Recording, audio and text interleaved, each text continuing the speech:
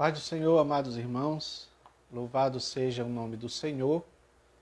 Nós estamos agradecidos a Deus por mais esta oportunidade que o Senhor nos concede de poder estar aqui juntamente com vocês nesse momento para a gente falar a respeito das nossas lições, especialmente dos gráficos que abordam a lição. Desta feita a lição de número 10, que tem esse título, A Última Defesa de Jó.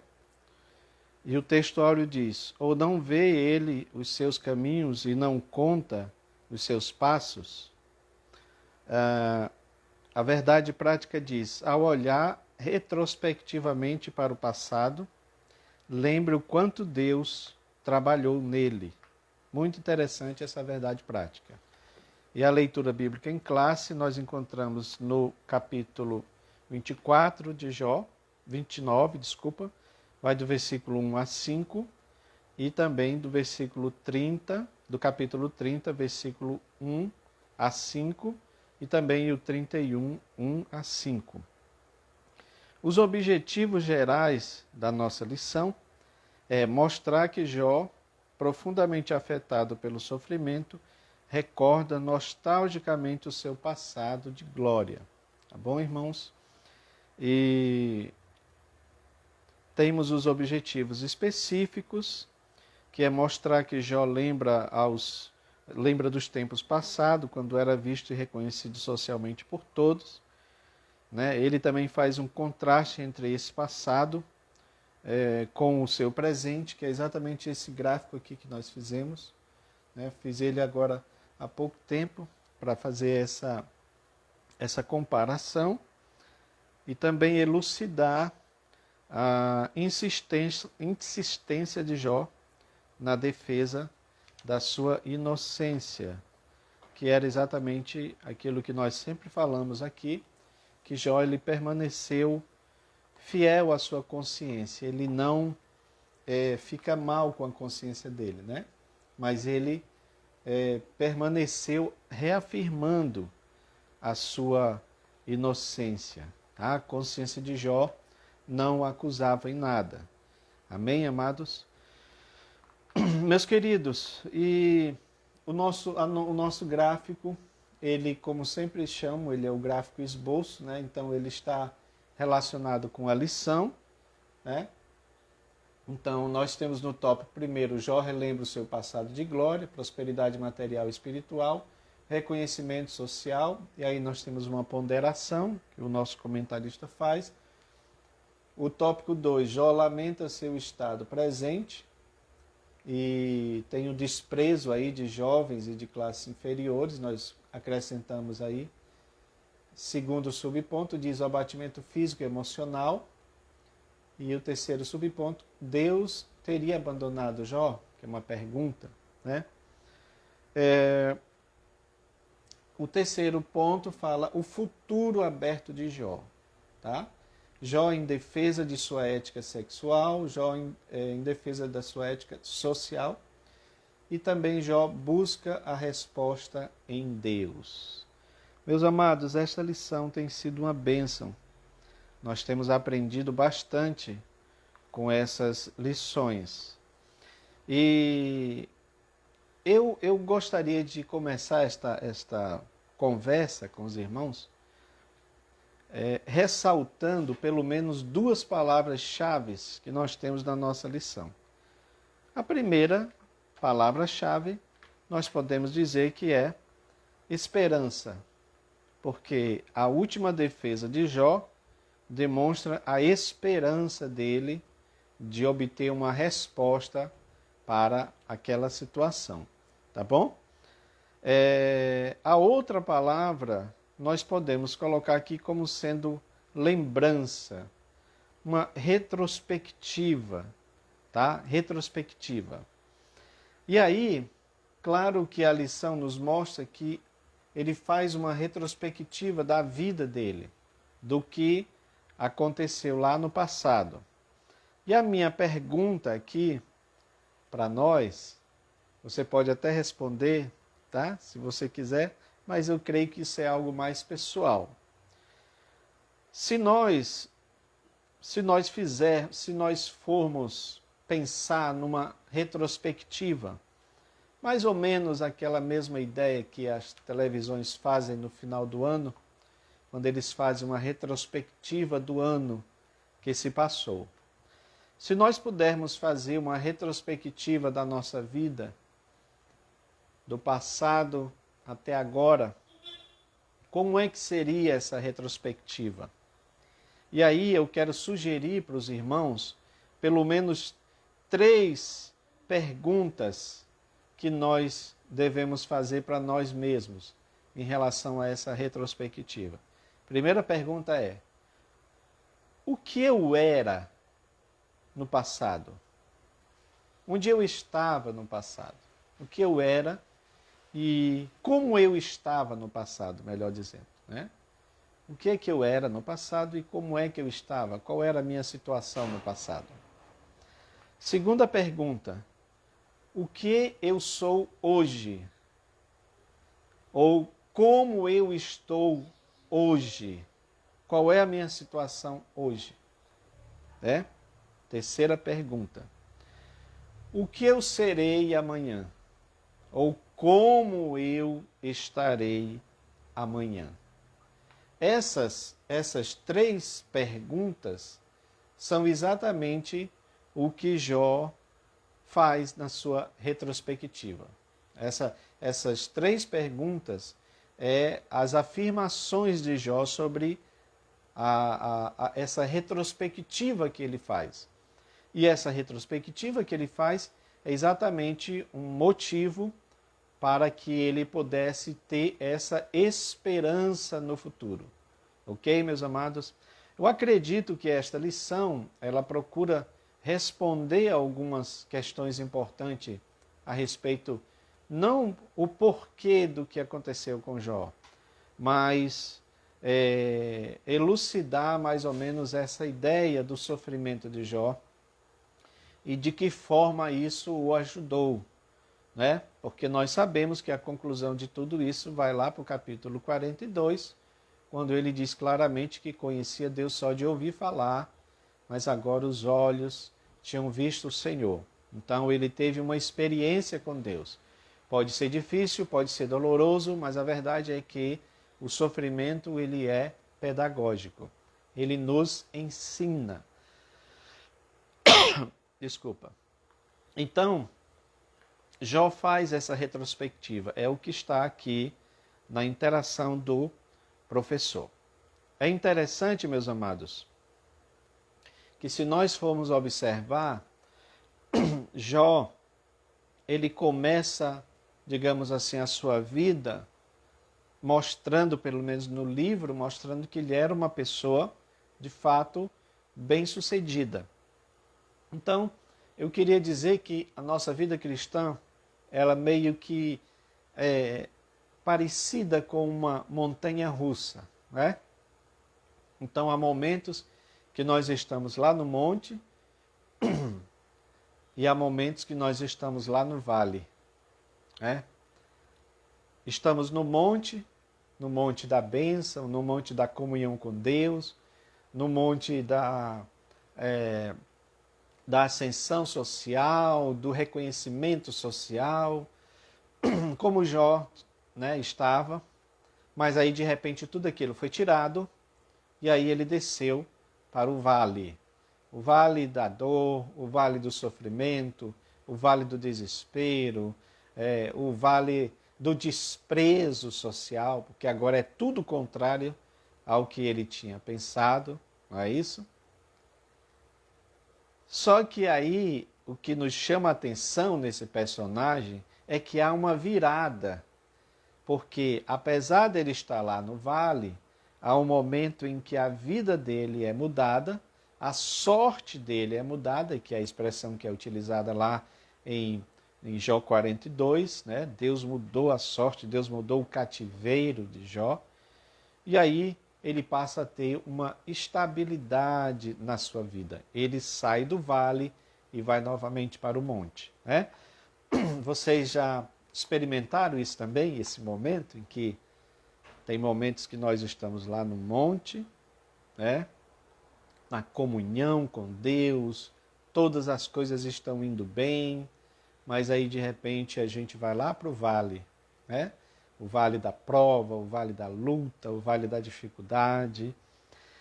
E eu só quero dizer isso para os irmãos para afirmar para você uma coisa que você sabe, mas que muitas vezes, quando nós estamos passando pela prova, é normal que a gente imagine que Deus é apenas somente Deus do monte.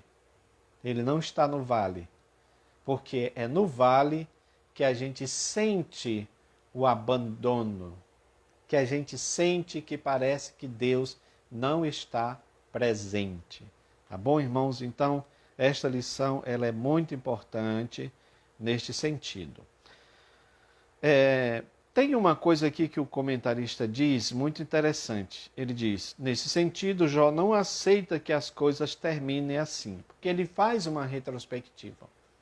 E quando ele pensa no passado que ele viveu, quando ele pensa como ele estava no passado, e como ele sabe que ele está agora no presente, na situação em que ele está, ele não aceita que as coisas sejam desse jeito, tá? É o que o comentarista diz.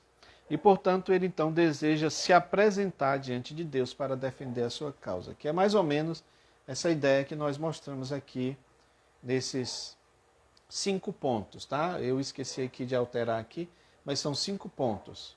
Então, ele relembra do que ele tinha, ok?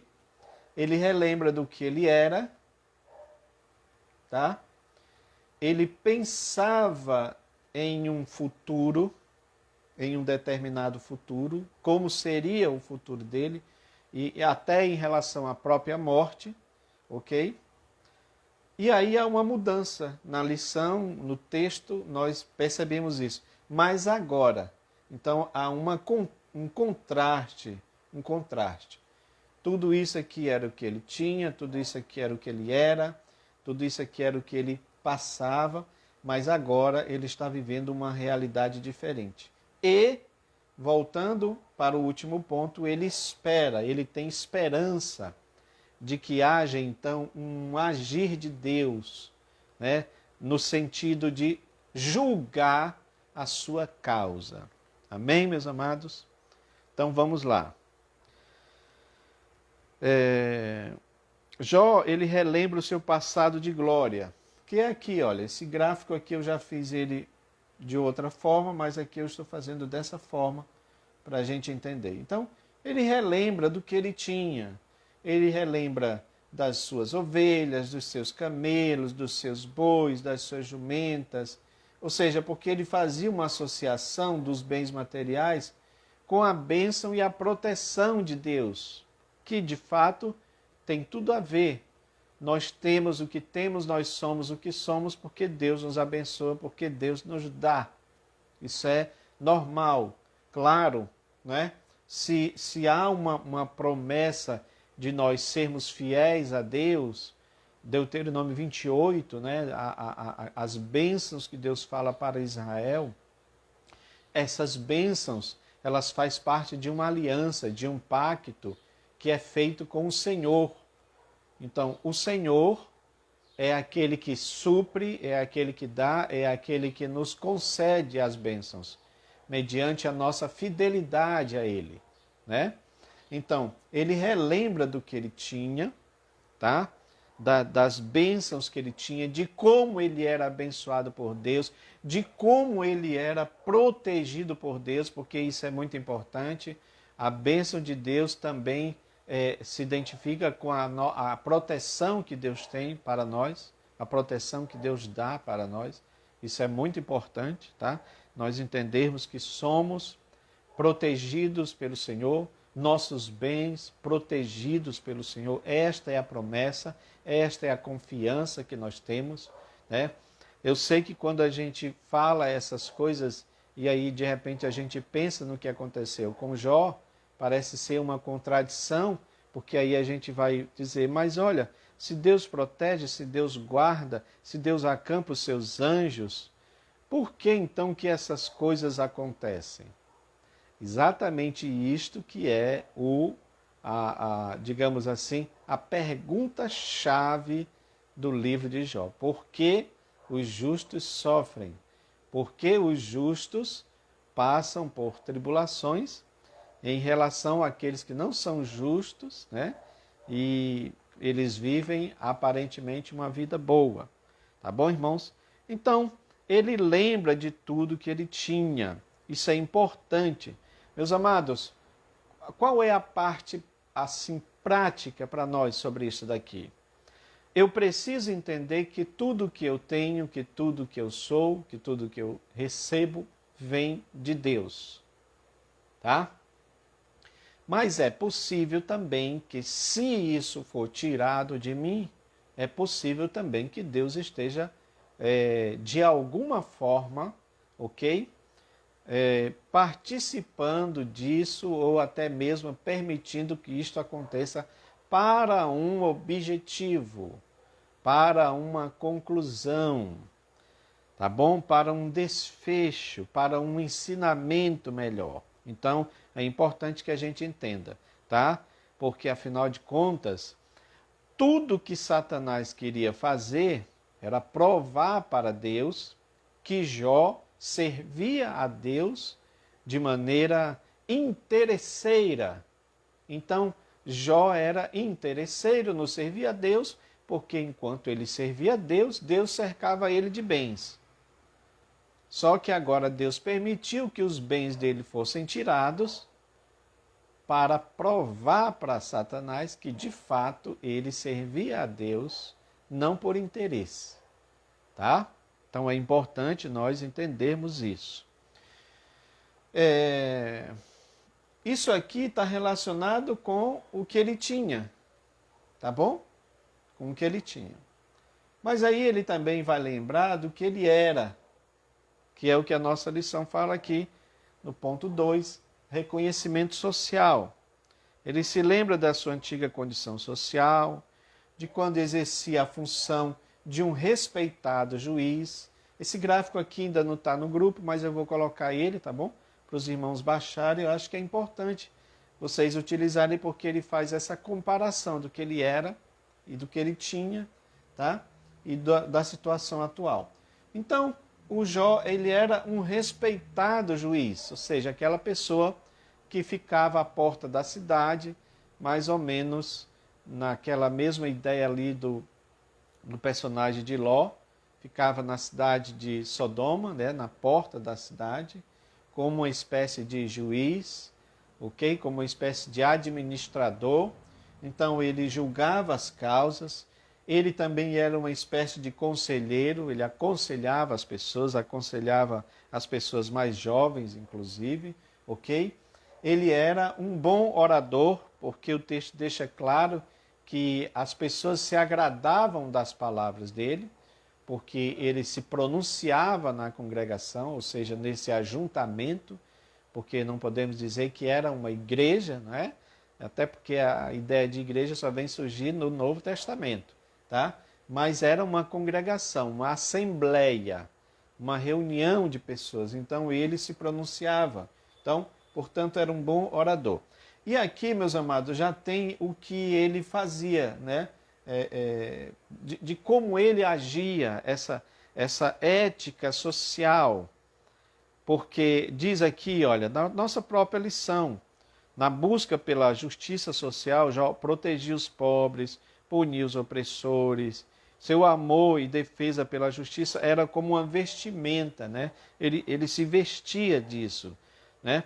É interessante, meus amados, que essas vestimentas, elas também são as chamadas vestes de justiça, que vai aparecer para os santos, que são os salvos no Apocalipse, né? Então eles aparecem com vestiduras brancas, que é as vestes de justiça, embora nós acreditamos que ali está relacionado à justiça de Deus efetuada na vida deles. Então, ele é deles, né, de todas aquelas pessoas. Então, ele era chamado aqui como pai dos pobres, né, numa linguagem mais atual, na linguagem de hoje, diz que ele era o pai dos pobres.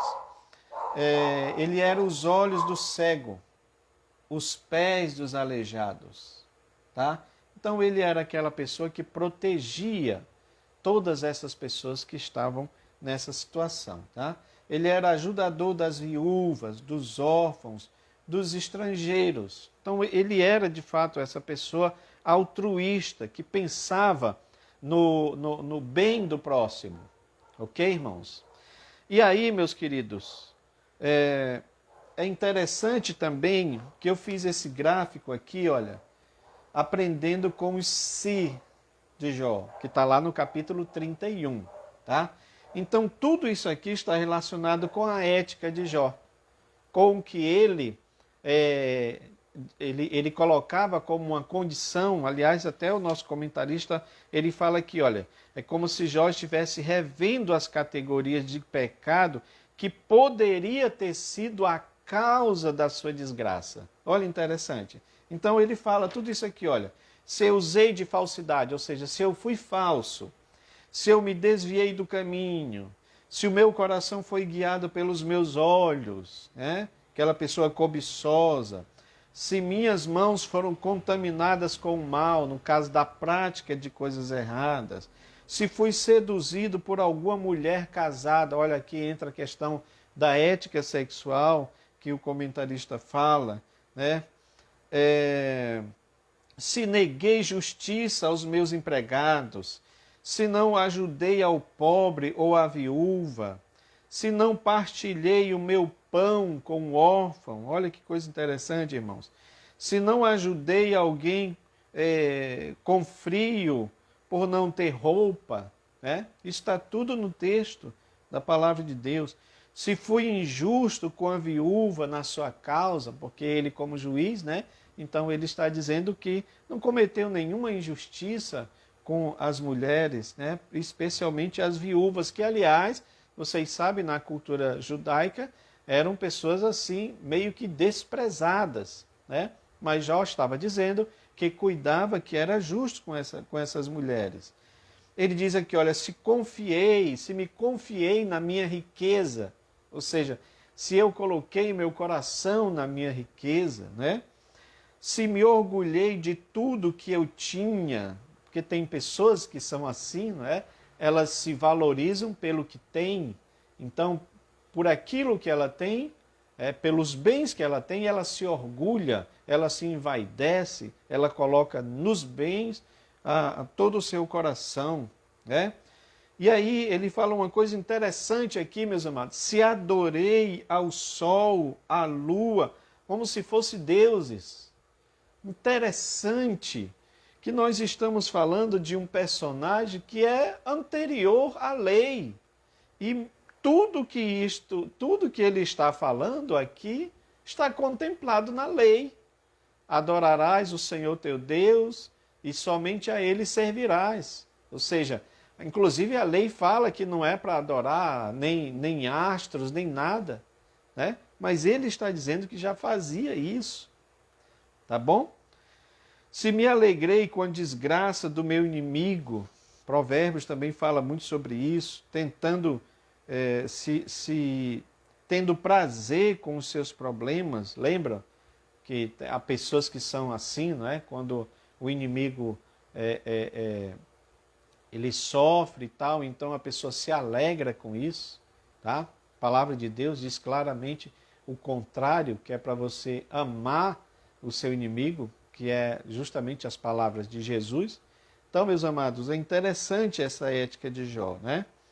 Então ele diz aqui, olha, se neguei comida aos meus empregados, se pequei e escondi o meu pecado. Lembra lá de Davi? Pecou com Betseba e escondeu, ocultou o seu pecado, até que Deus confrontou ele. Quer dizer, Jó não tinha pecado oculto, né? Isso é muito importante. Se não tratei minha terra como deveria, aqui ele está falando do cuidado da terra, que também era algo que estava contemplado na lei. Por isso que a gente tinha lá o ano sabático, para dar um descanso na terra, para descansar a terra, para poder produzir novamente, que é uma coisa que também não está acontecendo nos dias atuais, né? Nós só estamos consumindo, consumindo, consumindo. E ele diz, não, que ele tratou bem a terra, né? Se comi seus frutos e não paguei os seus trabalhadores, ou seja, se eu fui injusto com os meus trabalhadores. Então, tudo isso daqui são algumas coisas que ele poderia ter feito, mas na realidade ele fez o contrário disso daqui. Então, tudo isso que está aqui, você deve entender, nós devemos entender como o contrário. Então, se ele está falando de falsidade, então ele está dizendo que ele era uma pessoa sincera, né? Se ele está falando que se me desviei do caminho, aí você entende o contrário. Ele era aquela pessoa que estava trilhando o caminho de Deus corretamente, tá? E assim sucessivamente. Todas essas coisas aqui são, como diz o comentarista, pecados que ele poderia vir a cometer, mas ele não cometeu. Para você ver como tinha realmente um código de ética muito interessante em Jó. E no ponto 3, o nosso comentarista... Sim, só antes disso, meus amados, eu quero só concluir uma parte que ele diz aqui, né? Ele fala sobre o fato de fazer um concerto com seus olhos, tá? Mas ele também, ele meio que usa aqui da lei da retribuição. Porque se ele foi tudo isto, tá? Se ele foi um respeitado juiz, um conselheiro, um bom orador, pai dos pobres, aquela pessoa que ajudava as pessoas, tá? Os órfãos, as viúvas, os estrangeiros, tá bom? Se ele foi tudo isso, tá? Então o que ele poderia receber por ser tudo isto? Ele, possivelmente, dentro do que ele entende, ele receberia o bem. Ele era para receber o bem. Inclusive, ele faz uma espécie de prognóstico com relação a tudo isso. Mais ou menos isso. Se eu fui tudo isso, se eu pratiquei tudo isso, eu pensava, na minha ideia, que eu iria morrer uma vida longa, ia viver uma vida longa, iria morrer em casa, em paz, em sossego. Era isso que ele pensava. E é aqui o nosso comentarista diz, olha, não estava em sua agenda terminar a vida sem saúde, sem honra e sem paz com Deus. Era o contrário. Ele pensava que por causa de tudo isso, ele morreria em paz, ele morreria tranquilo na sua casa, sem nenhum problema, sem nenhuma dificuldade, como morrem todos os mortais, ok? Ele não pensava que algo desse tipo pudesse acontecer com ele. É importante a gente ponderar isso daqui, ok, irmãos? E aqui o nosso comentarista, no ponto 2, 3, ele faz aqui uma ponderação. Ele faz uma ponderação importante. Não há dúvida de que Jó, conforme a Bíblia, mostra um modelo de justiça social. Ok, meus irmãos? O comentarista nos diz, nosso pastor José Gonçalves, né? Ele diz que nenhuma teoria moderna de justiça social firmada em valores materialistas contrário aos defendidos das Escrituras, nas Escrituras. Tá? De fato, ele era um homem que defendia a justiça social, mas de longe poderia classificá-lo como um socialista nos termos modernos. Tá? Meus amados, o que eu escrevi, inclusive colocamos lá no grupo, é que, infelizmente, quando se fala dessa questão de justiça social, esse termo, ele ficou politizado. Ele ficou politizado e dentro dessas caixas ideológicas, ou de esquerda, socialista, comunista, ou de direita. De forma que, até você comentar sobre isso, levanta essa ideia das pessoas, inclusive crentes, que você pode ser um comunista. Então, nesse sentido, você acha que Jesus também era um comunista? Nós colocamos isso no artigo lá, porque ele tinha cuidado dos pobres. Ele mandava que se cuidasse dos pobres.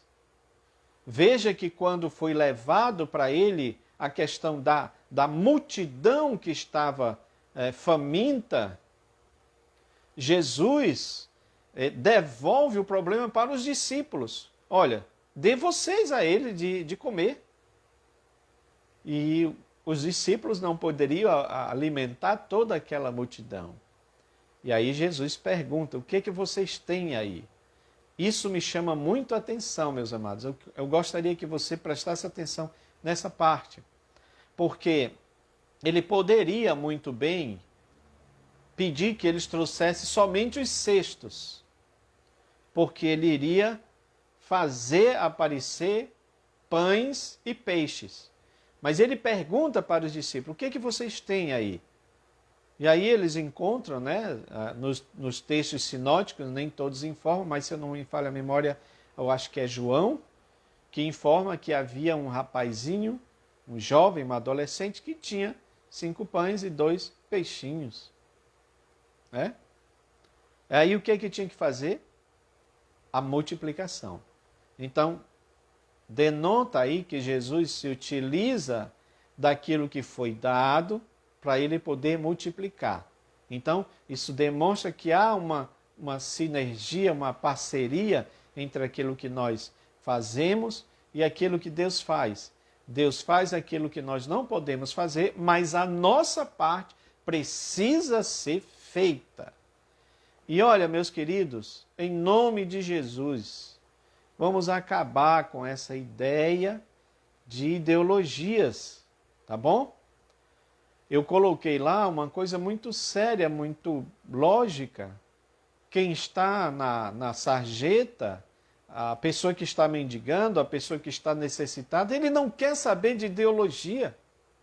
Ele quer saber de quem ajude. Ele quer saber de quem estenda a mão.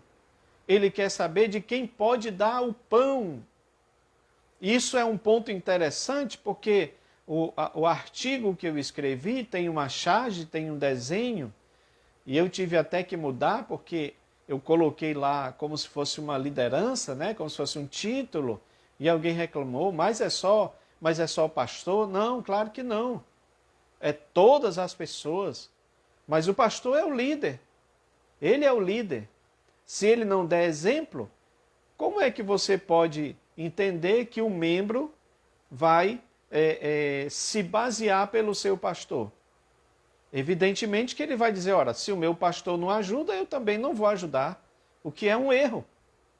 Porque eu sou responsável pela minha vida espiritual, pelo que eu faço ou o que eu deixo de fazer. Não é o pastor, né? Mas eu até mudei nesse sentido, coloquei uma outra nomenclatura para ninguém reclamar e para ficar mais abrangente.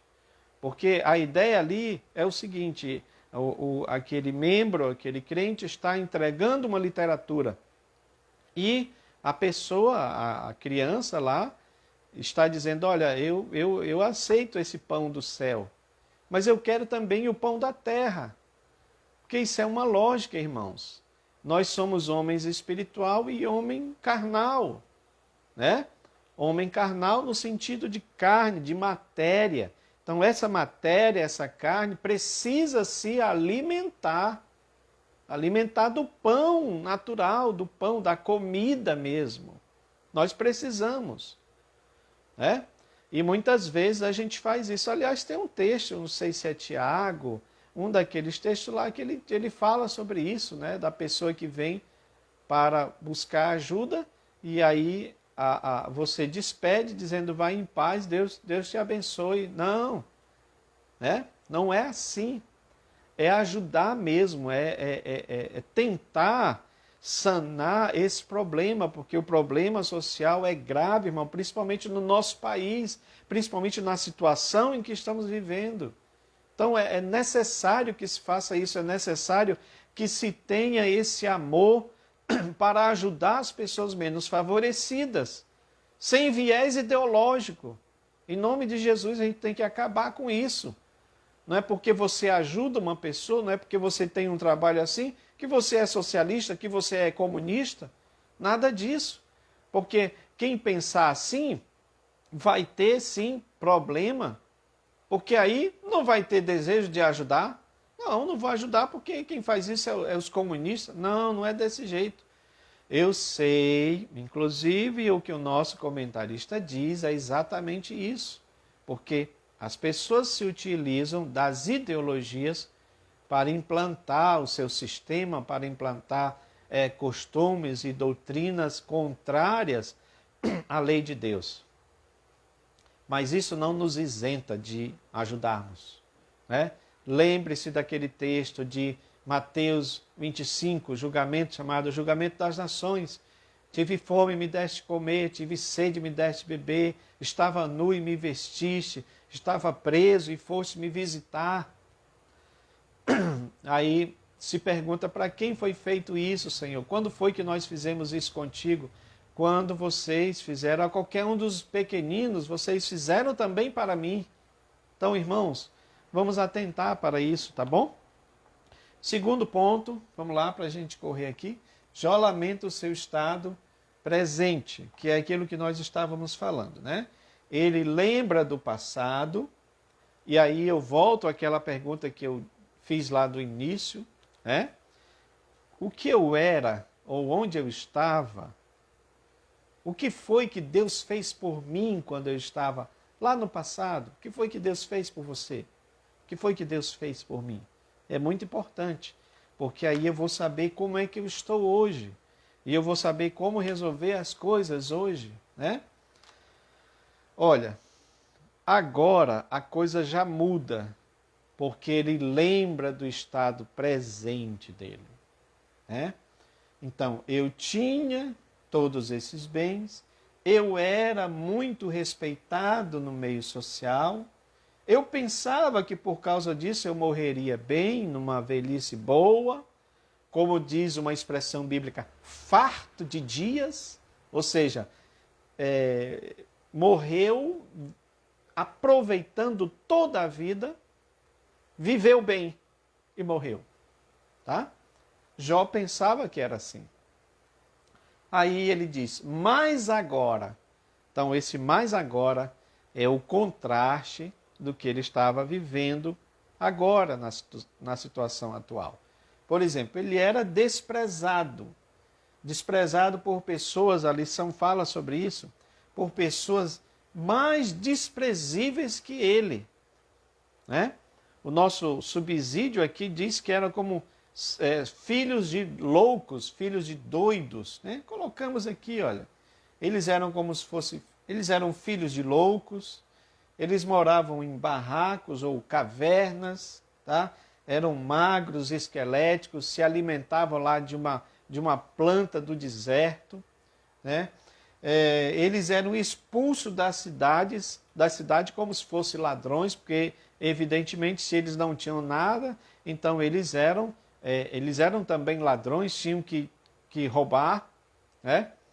Mas a verdade é que eles eram pessoas desprezíveis.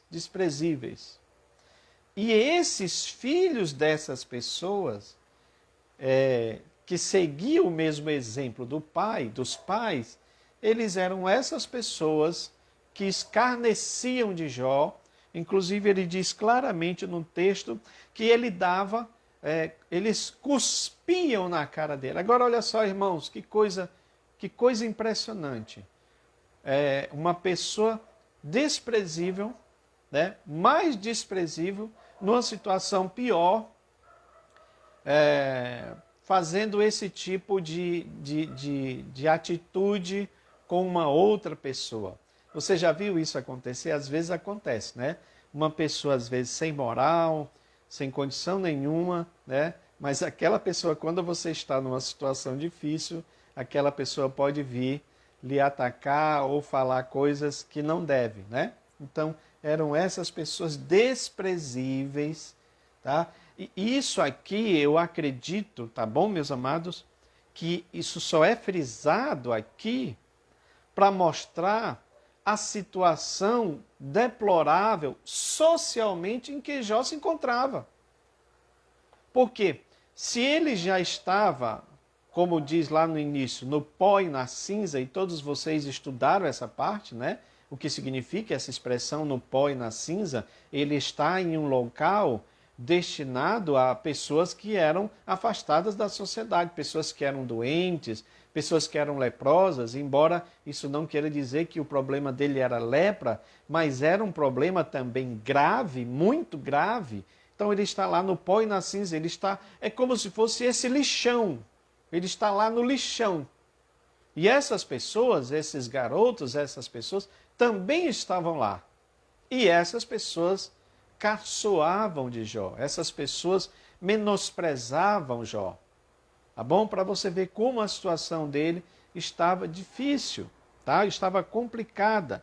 Ele diz aqui, ó, agora eles riem de mim, os de menos idade do que eu, cujos pais eu teria desdenhado de pôr com os cães do meu rebanho. Ou seja, ele só está comparando que eles são pessoas tão desprezíveis, e não é aquele tipo de pessoas, porque tem uma diferença de desprezado para desprezível.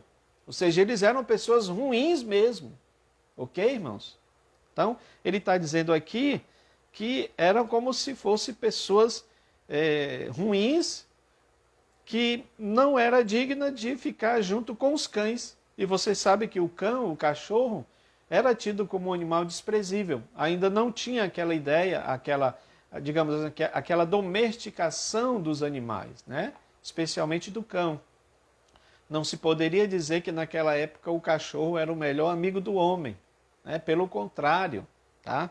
Então, eles eram desprezíveis assim como os cães, ok?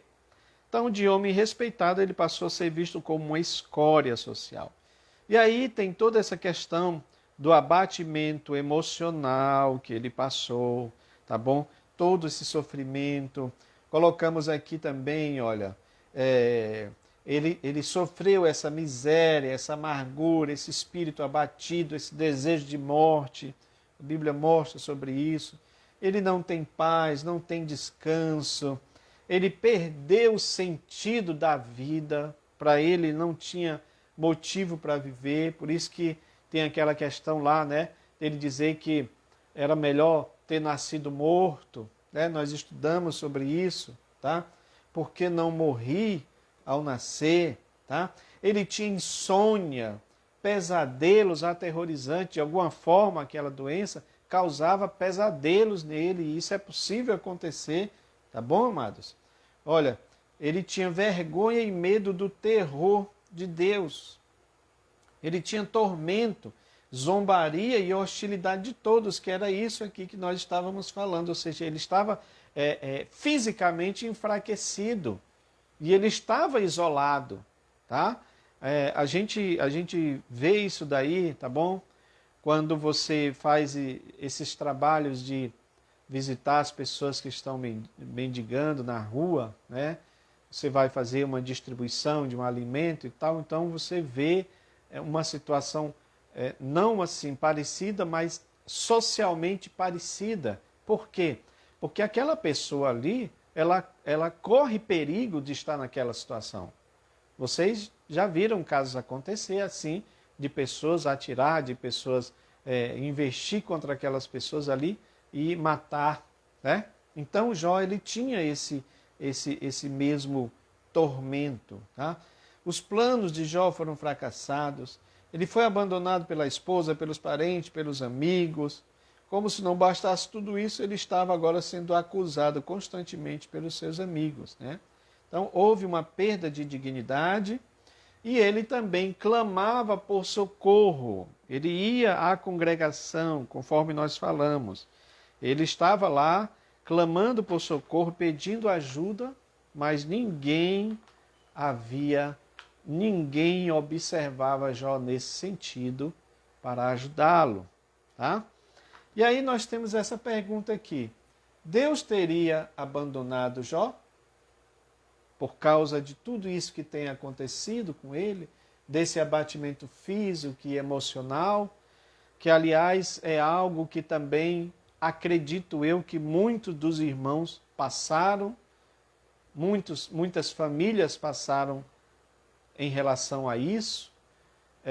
Outro dia eu encontrei um amigo, irmão, obreiro da igreja, que quando nós soubemos da situação dele, nós também fomos orar, ficamos um período orando, e foi muito bom a gente ver aquele irmão voltando, saindo da UTI com essa questão da Covid, recuperado, e depois ele me falou que teve 3 ataques cardíacos. Realmente foi Deus que guardou, meus amados, foi Deus que guardou.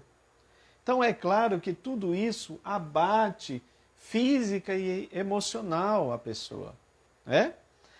E é claro que por causa dessa situação passa essa ideia de que, de alguma forma, nós fomos abandonados por Deus.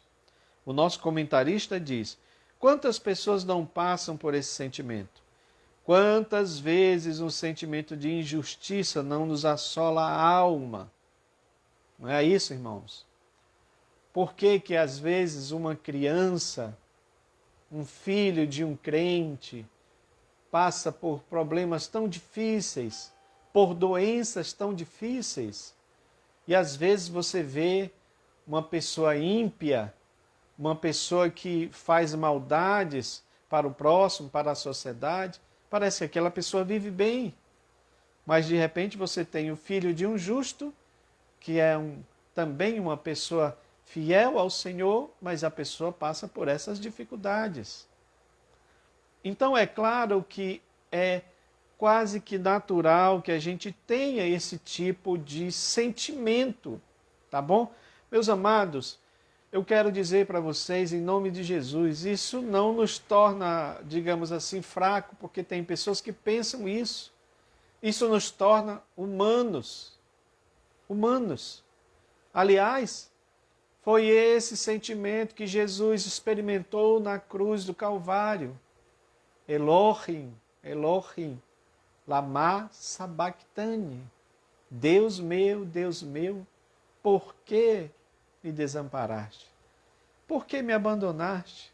Jesus sentiu isso também. Então, se o nosso Senhor sentiu, será que nós também não vamos sentir em algum momento? É claro que toda essa questão da memória, por isso que escrevemos um artigo aí baseado naquele texto de Lamentações de Jeremias. Eu quero trazer à memória tudo aquilo que me dá esperança. Esse texto, meus amados, ele veio para mim assim, um entendimento desta forma que eu coloquei lá.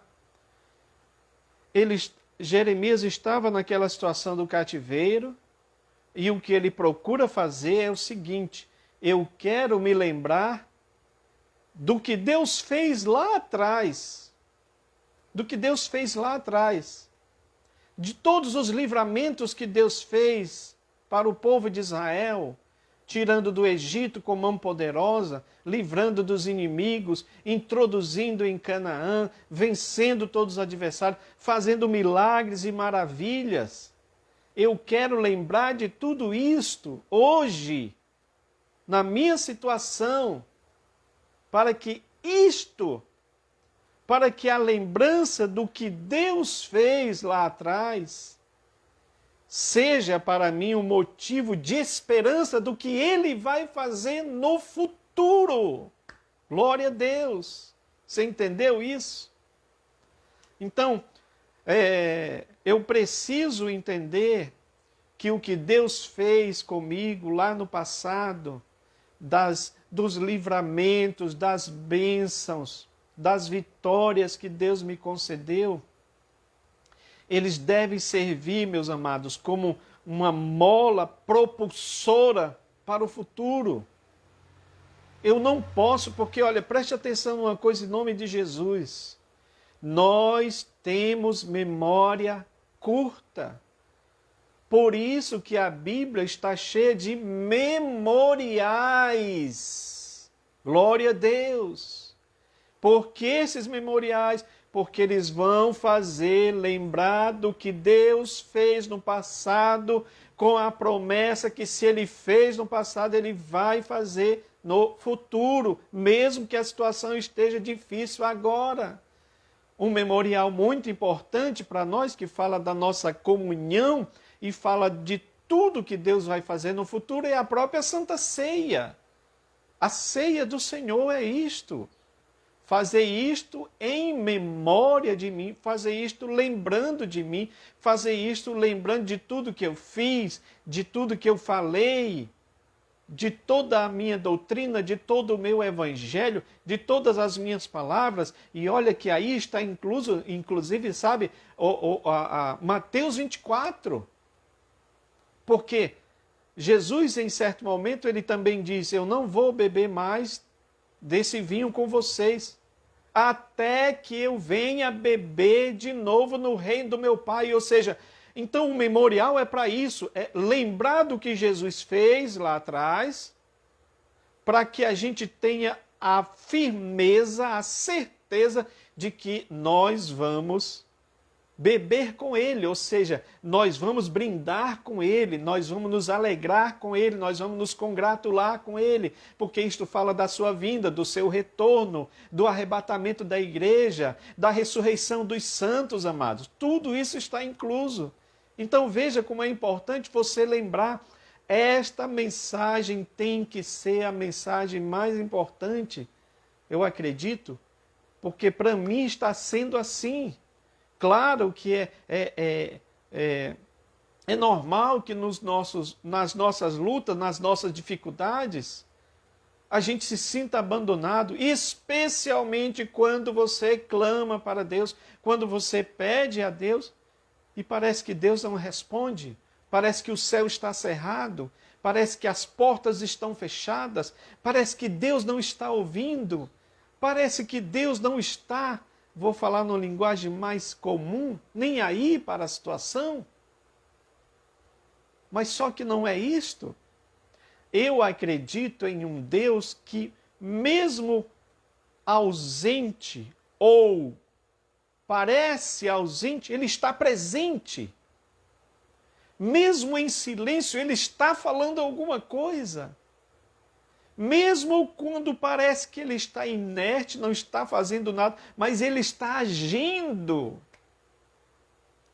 Eu acredito que foi isso, ou foi esse sentimento que passou em Jó. Essa esperança. Porque o que é que ele esperava, meus amados? Que Deus julgasse a sua causa. E aqui eu quero encerrar, porque está falando aqui do futuro aberto de Jó. Ele faz uma defesa. A última defesa que ele faz é na questão da ética sexual, que o nosso comentarista fala sobre isso aqui. Ele diz claramente: eu fiz um acordo com os meus olhos para não olhar para uma virgem, ou seja, ele tinha uma pureza sexual. Além de tudo que ele fazia para ajudar as pessoas, ele também era alguém que se purificava interiormente. Tá bom? Segundo o ensino do Novo Testamento, somos estimulados também a fazer um conserto com os nossos próprios olhos. Foi o que Jesus disse, tá? Se o teu olho te faz tropeçar, arranca. Claro que Jesus não está falando no sentido físico, no sentido literal, mas ele está dizendo que se o meu olhar, e nós precisamos estar atentos em relação a isso, porque nós estamos vivendo uma era imagética, uma era das imagens, dos vídeos, e a tendência disso é aumentar cada vez mais, tá? Isso vai aumentar absurdamente. Então eu preciso ter cuidado com o meu olhar, para onde eu olho, porque aonde estiver o meu olhar, também vai estar ali o meu coração, a minha intenção, que o que Jesus estava falando aqui, comparando com a lei, é a questão da intencionalidade. Enquanto a lei dizia que se fosse um homem pego com a mulher em adultério, eles tinham que ser flagrados em adultério, Jesus disse, olha, se você olhar e com o teu coração desejar, cometeste adultério.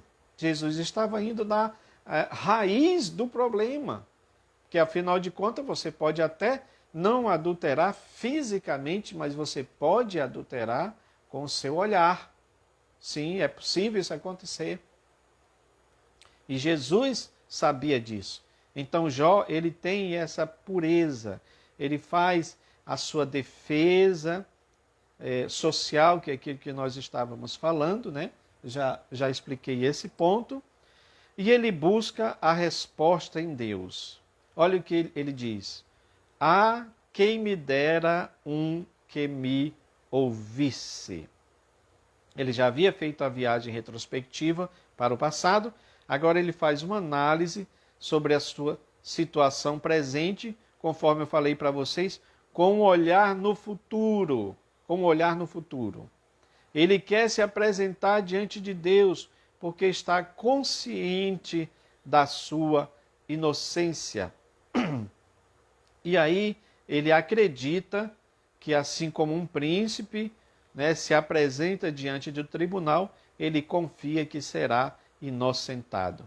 Qual é a similaridade de Jó conosco, meus amados? Primeiro, que a Bíblia diz que Deus nos fez reis, reinos e sacerdotes. Então, de certa forma, nós não temos essa, digamos, toda essa ética, porque toda essa ética de Jó é algo tremendo, né? Todos nós pecamos. Mas eu acredito que uma solução para esse problema que nós temos interiormente está em nós nos aproximarmos de Deus. Nos aproximarmos de Deus. Por isso que eu quero lembrar aqui da questão de Asaf. Porque quando Asaf estava naquela perturbação por causa da questão dos ricos ou dos justos, dos injustos, dos ímpios, que não sofriam em relação aos justos, ele tem ali quase uma recaída, que ele diz que os pés dele quase resvalaram, ele quase deslizou, ele quase derrapou, ele quase caiu. Mas aí ele diz, até que eu entrei no templo do Senhor. Ele foi buscar a Deus, meus queridos. Foi quando Asaf foi buscar a Deus que ele foi entender o destino e todas as coisas. Ele foi entender o destino dos ímpios e ele foi entender também o destino dos justos. Tá? É quando nós buscamos a Deus, é quando nós nos aproximamos de Deus que nós temos as respostas. As respostas, elas vêm a partir do momento da nossa proximidade com o nosso Deus. E eu quero dizer para você esta tarde que o que Deus quer de nós é que haja esta proximidade. Presta atenção que a Bíblia mesmo diz em relação ao povo de Israel, Deus diz que atraiu o povo com cordas, com laços de amor. É o que ele quer fazer. Aliás, Jesus também diz isso. E eu, quando for levantado da terra, atrairei muitos para mim. É isso que Deus quer e é isso que nós devemos buscar.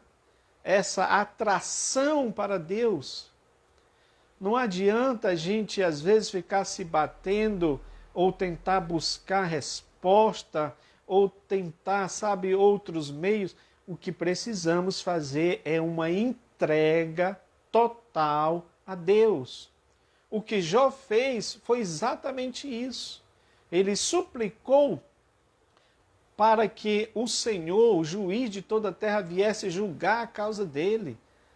Se nós compararmos com o Novo Testamento, nós sabemos que Jesus é o nosso advogado. Filhinhos, se vocês pecarem, vocês têm um advogado junto a Deus, Pai, que é Jesus Cristo, o nosso advogado, que advoga as nossas causas, que vê todos os problemas que nós passamos, as nossas fraquezas, as nossas debilidades, e Cristo, Ele nos justifica pelo seu sangue.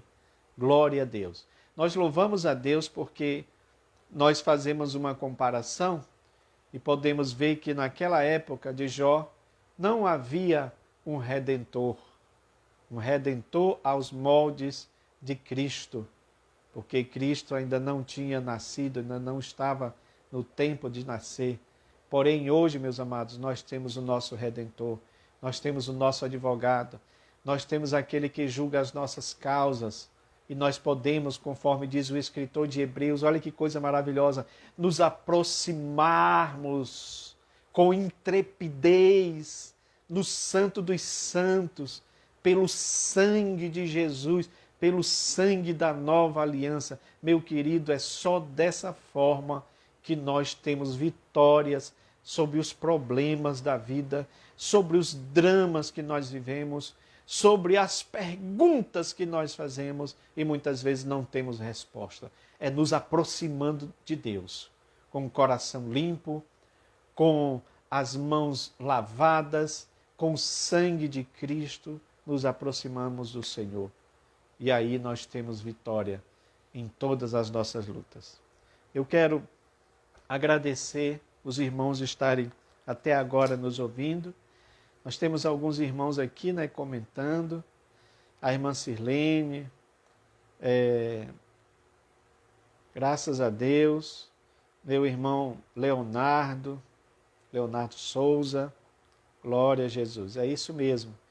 Nós temos memória curta, meu irmão. Por isso que precisamos sempre nos lembrar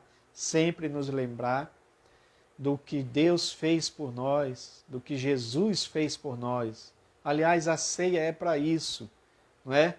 Às vezes eu fico triste, irmãos, eu vou confessar uma coisa aqui para vocês, me dá tristeza. Eu já participei de cultos de Santa Ceia, em que o ministrante, ele disse claramente, olha, hoje a palavra vai ser sobre o dízimo.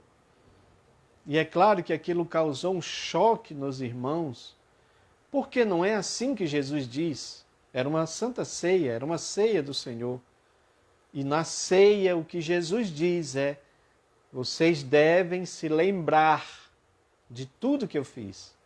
Façam isso em memória de mim, lembrando de mim. Não era momento para se falar de dízimo. Era momento para se falar do sangue de Jesus, do sacrifício de Cristo, da justificação, da redenção, da remissão dos pecados, da volta do Senhor, porque a Santa Ceia aponta para a volta do Senhor, né? Então nós temos que estar atentos em relação a esses memoriais que Deus coloca para nós, para que a gente possa lembrar. Porque uma coisa, meus amados, presta atenção para encerrar. A palavra está aqui, olha. Muito bonita, né? A gente tem estante, os irmãos têm estante, várias versões de Bíblias. Mas eu gosto muito de uma coisa que está escrita aqui, que Deus diz. É como se Deus usasse a matéria-prima.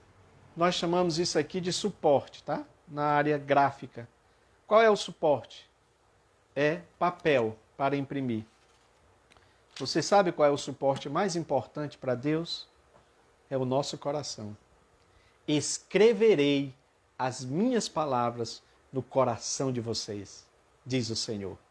É por isso que em outro momento ele diz, eu vou tirar o coração de pedra de vocês e vou colocar um coração de carne, onde o meu espírito possa estar habitando nele. Olha que coisa maravilhosa.